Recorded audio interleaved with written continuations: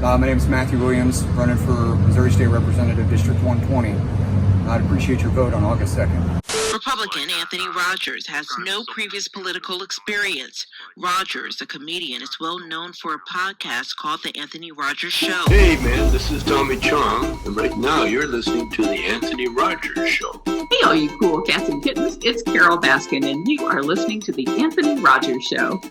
Hey y'all, this is Kevin from Candlebox. You are listening to the funny man, Anthony Rogers. Hey, my name is Alex Sulkin, writer of Ted and Family Guy, and you're listening to The Anthony Rogers Show. Lucky you. While you're watching or listening to this episode, get some Revolution Coffee from Revolution Coffee Company. Link in the description. They're veteran-owned, America first. Get you some coffee. Welcome back to the greatest show in the entire universe. We're doing something a little different today. We're doing it in person. Matt Williams out of District 120, which is Steelville, basically. Thank you. I appreciate you having me. No problem, man. No problem. What made you want to run for office? 4 years ago, I was talking to Jason Chipman and was telling him I was going to run. When he wasn't going to run, I think that our foster system needs a little bit of work. And as a parent that's adopted 3 kids, I've actually been through the system and know that there's some areas that can be worked on. I think it's smart. I've really shine light on that. It's got personal experience and stuff like that. Yeah. So you're from Steelville? No, I was actually born in South Texas. South Texas, that's right. I met my wife while I was in the Marine Corps. And, I was stationed at Camp Pendleton, California. She came out there to visit a friend of mine. And we got connected. After I got out of the Marine Corps, I gave her a call to see how she was doing. I ended up moving to Missouri, proposed, and we've been married 16 years. It's awesome. It's awesome. It's the best and worst decision I ever made. What's the first thing you do to get in office? To be honest, when I first get in office, I want to probably address seatbelt laws. I know it sounds crazy, but What aspect of it? I think that our seatbelt laws need to be abolished. That's fine. Yeah. We just got rid of helmet laws. Yeah, yeah. Right. So I think that we are free people. We can make the decision for our own lives. And if we choose to not wear a seatbelt, I'm not hurting anybody but myself. What are your thoughts on like state taxes and stuff like that? I hate taxes in general. Yeah. I think that personal property tax needs to be abolished as well. I like that. I think at a certain point, though, we do need revenue to operate. The state needs revenue to operate. But I also think that we can probably look at some of the positions that we have and either downsize, maybe we don't need five collectors for whatever in an office of, a town of 3,000 people. If you can take it down to 2, and in that revenue that is being used for wages can be allocated somewhere else. No, I agree. I think tax is ridiculous. I like that you said that. No, I totally agree with tax is ridiculous. But you have to have accountability, figure out where you take it from and stuff. Yeah. I think that's the hard part. Like promise for a campaign, like while you're campaigning, still like exactly things. But I like where it's coming from. That's good. Well, I don't know. I'm going to be honest. I don't know. I don't have the paperwork in front of me to know where all of the money is allocated. I think it's a public record. It actually is. I mean, it should be easier to access public record. So when I get in, I actually want to get on the Ways and Means Committee, which is the funds. Awesome. So that's where I want to be. That and the child care committee. It's awesome. Schools, our schools. Uvalde, the scenario in Uvalde, Texas, has really put a spotlight on what we need to do to protect our children. I don't know. I can't say that the officers were in the wrong or anything like that, because the investigation is still going on. Yeah. There's still more information coming out. But for me, as a United States Marine, I would not, for 1 second, been able to hold back and not go into that place. Yeah.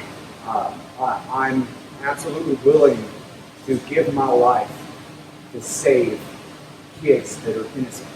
That I like how you just go straight for the controversial issue. Like, any other politician would sidestep, like you like brought it up to, and I respect that. I'm a straightforward guy, I respect that. I've been a no-nonsense guy for as long as I can remember. I have plenty of friends that enjoy it, and I have plenty of people that don't like me because of it. Sometimes my wife doesn't like me because of it. So, but this is who I am. What are some of the concerns of the people you represented in your district? Like, what are they? Like, people come to you with like different concerns and like things are important to them yet? No, actually, I haven't had anybody. I would love to have somebody come to me. It seems pretty chill out here. I mean, it seems It really is. It's not like St. Louis or something. I know it seems pretty chill out here. So that makes sense. So. I'm trying my best to get out there, go with a full-time job, swing shift, 4 days on, 4 days off, transitioning from nights to days. I have a window where I have to do my sleep schedule, and I'm doing my best to get out and talk to So people. what is your current schedule like while you're campaigning? Like, what do you You mean at work Yeah, schedule? just like your schedule is like work, like everything you're doing. So right now. I work Like, 4 on, 4 off out of Doron. Tomorrow I actually go back to nights, so I got to be at work at 3:30 tomorrow afternoon, and I get off at 3:30 in the morning. It's crazy. So by the time I get home at about 5:15 to 5:30 after I shower. We have to shower at work because of the lead that we're exposed to. Yeah. We have to shower at work, and then.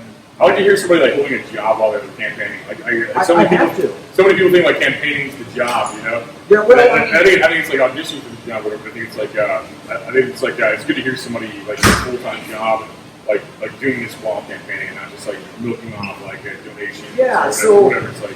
So that's one of the things is I am a blue collar worker. When I first got out of the Marine Corps, I went into the construction field. I was an electrician for 12 years. After that, I went into just straight construction. I was a carpenter, kind of a jack of all trades. And then me and my wife opened a food truck. We sold Philly cheesesteaks at fairs and carnivals, and kind of went around the state doing that. 2020 really put a hamper on that. And then after that, me and my brother opened our own contracting business. And that was in 2020 during the whole COVID debacle. And it was a little tough. We worked as much as we could, and it just didn't work out, so then I had to go back to the day job. And I actually enjoy my job out of there. Yeah, that's awesome. I think that's what politicians should be. It should be like this an exchange, and like people can do their time, like average people, they're doing their thing rather than like definitely get the career politicians out. Definitely, I think personally. Absolutely. I think that's good. I think that's good. And I'm going to keep my job while I'm in office. It's not. That's crazy. So you're gonna work like full time, like I will work full time. That's crazy. And me and my wife have already figured out how I'm going to do it. No, it makes sense. It's just a lot of work. I mean, it's like, I have a lot of energy. Like, it's like, and I'm going to lose time with my family for the state of Missouri. That's what's I mean. You know, I served my country knowing that I was going to go into another country and not be around my loved ones. Yeah. Because I was serving my country. What are you in the Marines, you said? Yes, sir. Where were you at? I was stationed at Camp Pendleton. My first tour, March 17, 2003. We pushed out of Kuwait into Iraq. Okay. I was one of the first 100 to 1,000 Marines to cross over the Iraq border. That's crazy. Was that intense? Like, it had its times. I bet that was insane. That's gotta be insane to hear that. We moved forward. There were times where we would move forward and actually establish a camp because there were none where we were at. Yeah. At one point, we had a briefing where they brought us all together and was like, "Hey guys, if you hear coyotes in the middle of the night, don't poke your head up trying to find them. That's actually a sniper." So there were times that we'd be laying in our sleeping bag in our 2-man tent, and you'd hear coyotes, and then they would sound the siren for gas masks, gas, and we'd have to get up and go to the bunker and put our gas masks on. So there were some pretty intense times. In my second tour, I was in Fallujah. I've never heard that. Well, no, it's in Iraq. Okay, that makes very sense. It's a city. Okay, yeah. So I was actually stationed 6 miles southeast of the city of Fallujah, Camp Fallujah. It was an Iraqi training camp that we had taken over. Were you more scared of the animals at night or the Iraqi military? I guess it depends on where you're at. Yeah, because, fair. yeah. My first tour, we took over a college, and we called it Camp Edson. At least that's what I was told, and we named it after Edson Range in Camp Pendleton. We actually went into Babylon. We went to the city of Babylon. That's crazy. I've been to Babylon 5 times, and Wow. we actually went through a couple small cities. At Revolution Coffee Company, we are dedicated to giving you the best cup of coffee you have ever had, while supporting those who keep us safe. We roast our coffee daily, and we offer same-day shipping. Our coffee never sits in a warehouse or a shelf getting stale. Our prices beat our competition, and our coffee speaks for itself. Check us out at revolutioncoffeecompany.com. And when you have a small city like Stillville here, and you have 2,000 locals on the streets trying to get food and ice and water, you know, I'm in the back of the 7-ton. Condition 1, you know, that's round in the chamber of letting off safe, and you're not knowing who's going to be popping out of the door. You know, we call it the Valley of Death. At least that's what we called it. Whenever you've got high-rise buildings and you're at the bottom of the buildings, they have the upper hand. They have the advantage of a height.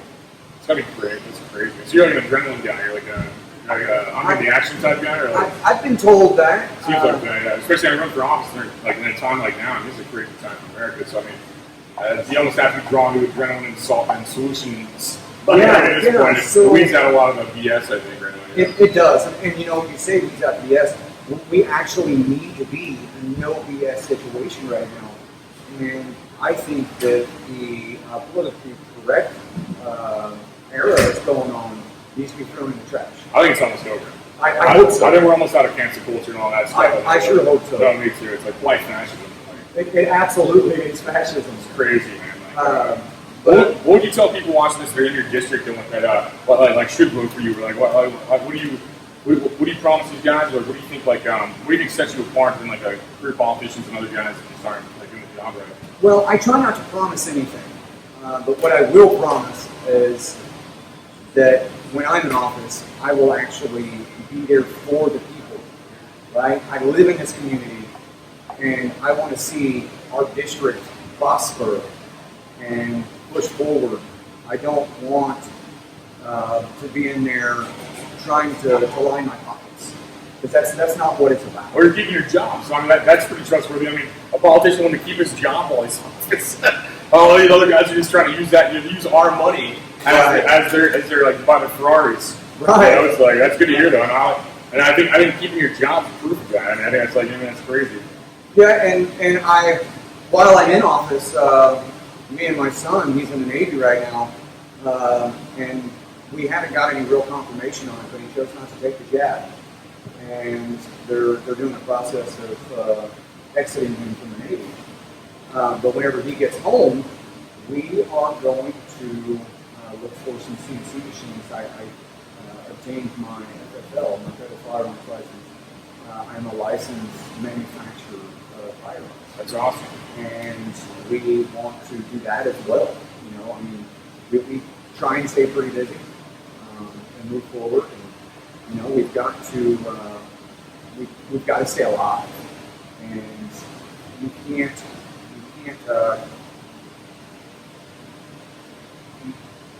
can't expect somebody else to do it for you. That's the hardest part with being an adult, probably. It It's realizing absolutely that. is. Like realizing that it's hard. Yeah. That's awesome. So, like, I mean, something you got to need. I mean, really. I mean, after meeting you, I felt like kind of I felt like you're just like a young guy in your beginning of your political career. And it's like an honor to have you on this show. I think it's like when you win this, it's like that. You're gonna be like you can watch it happen on YouTube. Yeah. You Yeah. really No. watch the fact that this guy, it's like working class guy goes here and like tries to help America. I think that's what's important. I think that's real. A lot of people try to ride off that. Like you can see the inauthenticity when they say it. I believe you when you say it. Well, I appreciate it. That's what I'm saying. I really do appreciate it. When we met you at the fundraiser, it was the most genuine thing I've ever had with most people. Yeah. In fact, the beard is what kind of Yeah. kept me attached to you, you know? Because before I started out at Doe Run, I actually had a full-length beard. She drove back for the campaign. I can't. Oh, you're giving a job. I forgot. Yeah. Gotta keep the job. So, that's the balance. And then whenever you come over and spoke with me, and you know, we just kind of clicked. And, you know, at the time, I don't know if you paid attention, but we were standing there talking while they were up there singing. And two of my favorite songs that they sing were actually singing. I mean, you That's were That's talking, hilarious. but I was more focused in our conversation. Yeah. Because I always seen you guys come out and look at what they can do for Missouri. I love this place. So, I mean, Yeah. and that's why I reached out to you and annoyed you to be on these shows. Like, I mean, I think it's important for the Missouri viewers. I mean, this has more viewers than that. But I mean, I think it's important for Missouri viewers to get to know the guys representing. Yeah, and, and seeing these guys are real nice. They have our best interests. Because I mean, I think that's what's important for me. I mean, that's why I always give life to this. I would say the same thing. My everyday life, we can tell by our gas prices what politicians are doing for us, or not doing for us. You know, our cost of living is going up, or a gallon of milk, a loaf of bread. And anybody can complain about it. You're like actively going out there trying to like do something about that. Your name's on the ballot for August 2nd. August 2nd. Definitely so far. What are counties like? Tell the voters where exactly you're running and stuff. It's like So- District 120 if you want to Google it. I mean, Yeah, so it's District 120. We are Dent and Crawford County only. When we did the New Queen, Missouri, when they changed things around, we got Dent County with us here in Crawford County. And some of the district got shaved away because we had a little bit of Phelps County. But now it is just Crawford County and Dent County. so Crawford County, Dent County, get out and vote. Absolutely, August 2nd. Matt Williams will probably say Matthew Williams. It says Matthew S. Williams. That's what it said on the ballot, but get out there and vote for him. Anything you want them to know? If you're right now, we're trying to get some funds together so we can get some signs, get some information out there about me. If you were willing to help us out, if you go to elect Matthew S. Williams State Rep 120.com, there's a lot about me there, and our PayPal link. And then on Facebook, it's elect Matthew S. Williams State Rep. We're more than happy to talk to anybody that sends us a message. I want to keep an open door policy. I want to hear all the complaints and anything that needs to change in the state of Missouri. Even if you're not in my district, I want to hear it because all of Missouri needs somebody that's willing to stand up. And when I get in office, I'm not fighting just for my district. I'm fighting for the state of Missouri in a whole. So please get out there and talk about me, and go to our website. Well, thanks. Thank you. I appreciate it very much. Likewise.